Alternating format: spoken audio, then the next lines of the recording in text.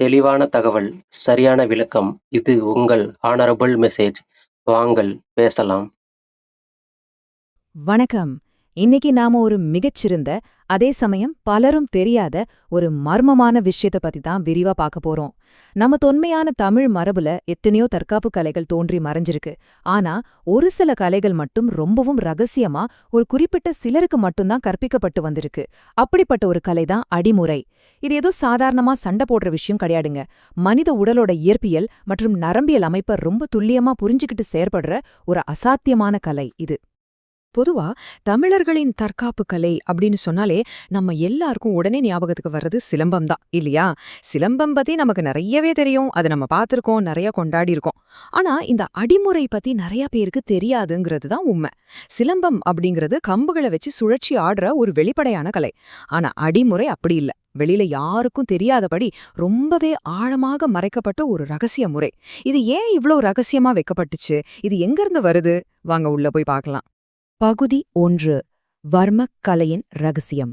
இந்த மர்மமான கலையோட தொடக்கப்புள்ளியே இங்கதான் இருக்கு. இந்த அடிமுறை அப்படிங்கிறது தனித்து இயங்குற ஒரு கலை கிடையாது. தரவுகள் சொல்றபடி இது மிகப்பெரிய மருத்துவ மற்றும் தற்காப்பு அறிவியலான வர்மக் கலையோட ஒரு முக்கியமான பகுதி. வர்மக் கலைனா என்ன? மனித உடம்புல இருக்கிற மிக முக்கியமான அதிக உணர்திறன் கொண்ட புள்ளிகளை அடிப்படையா வச்சு செயல்படுறது. அதனால அடிமுறையில கண்ணை மூடிக்கிட்டு முரட்டுத்தனமா அடிக்கிறதோ உடற்பலத்தை மட்டும் நம்பி இருக்கிறதோ கிடையாது. மாறாக எதிரியோட உடம்புல எந்த வர்ம புள்ளியில தாக்கினா என்ன நடக்கும் அப்படிங்கிற ஆழமான அறிவா அடிப்படையா வச்சது.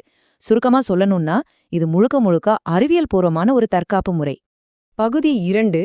நிழல் போர், அதாவது நிழலுடனான யுத்தம். இந்த இடத்துல தான் விஷயமே கற்பனைக்கு எட்டாத அளவுக்கு போக போகுது. ஒரு நிமிஷம், உங்களை நீங்களே கேட்டு பாருங்க. உங்க முன்னாடி நிக்கிற எதிரிய நீங்க நேரடியாக தொடவே வேண்டாம். அவங்களோட நிழல் மேல மட்டும் தாக்குதல் நடத்தி அவங்கள அப்படியே செயலிழக்க செய்ய முடியுமா? கேட்கும்போதே ஏதோ மாயாஜால படத்துல வர்ற விஷயம் மாதிரி தோணுதில்ல. ஆனா நம்ம தொன்மையான தரவுகள் இது சாத்தியம்னு அடிச்சு சொல்லுது. இது எப்படி சாத்தியமாகும் அப்படிங்கறத நாம கொஞ்சம் ஆழமா சிந்திச்சு பார்க்கணும். இந்த நிழல் போர் எப்படி செயல்படுதுன்னு தரவுகள்ல ரொம்ப துல்லியமா சொல்லியிருக்காங்க. அதாவது எதிராளியோட நிழல் மேல தாக்குதல் நடத்துற மாதிரி செயல்பட்டு அவங்க உடம்புல இருக்கிற முக்கிய வர்ம புள்ளிகளை செயலிழக்க வைக்கிற முறைதான் இது. எதிரியோட அசைவுகளை அவங்க நிழல் மூலமா கணிச்சு ஒரு குறிப்பிட்ட தூரத்துல இருந்துகிட்டே காத்துல ஒரு அழுத்தத்தை உருவாக்கி தாக்குறது. இதை எதிரி சற்றும் எதிர்பார்க்காத ஒரு உளவியல் மற்றும் உடலியல் தாக்குதல். நினைச்சு பாருங்க, இதுக்கு கற்பனைக்கு அப்பாற்பட்ட கவனக்குவிப்பும் கடுமையான பயிற்சியும் தேவைப்பட்டிருக்கும். பகுதி 3. வெற்றுக்கை வித்தை, ஆயதமில்லா மாயம். நிழல் போர் ஒரு பக்கம் ஆச்சரியப்படுத்துதுன்னா, அடுத்து நாம பார்க்க போறது அதைவிட ஒரு படி மேல. எந்த ஒரு புறக்கருவியும் இல்லாம மனித உடம்பு எதை சாதிக்க முடியும் அப்படிங்கிறதுக்கு இதுதான் உச்சக்கட்ட உதாரணம். கையில் எந்த ஆயுதமும் இல்லாம வெறும் விரல்களை மட்டுமே பயன்படுத்தி ஒரு அபாயகரமான எதிரியை எதிர்கொள்றத கொஞ்சம் கற்பனை செஞ்சு பாருங்க. அந்த எந்த ஆயுதமும் இல்லாம அப்படிங்கிற வார்த்தைய கவனிங்க. வாள் கிடையாது, கத்தி கிடையாது, கம்பு கிடையாது, வெறும் விரல்கள் மட்டுமே. உங்களை நோக்கி ஆக்ரோஷமா வர்ற ஒரு எதிரிய வெறும் விரல்களை வச்சு வீழ்த்துவது அப்படிங்கிறது சாதாரண விஷயமே கிடையாது. இதுக்கு எதிரியோட உடற்கூறியல் பத்தின மிக மிக துல்லியமான அறிவு கண்டிப்பா தேவை. சரி, இந்த வெற்றுக்கை வித்தை எப்படி படிப்படியா வேலை செய்யுதுன்னு பாப்போம். முதலாவது படி, கையில எந்த ஆயுதமும் இருக்கக்கூடாது. இரண்டாவது, மிக துல்லியமான இலக்கு.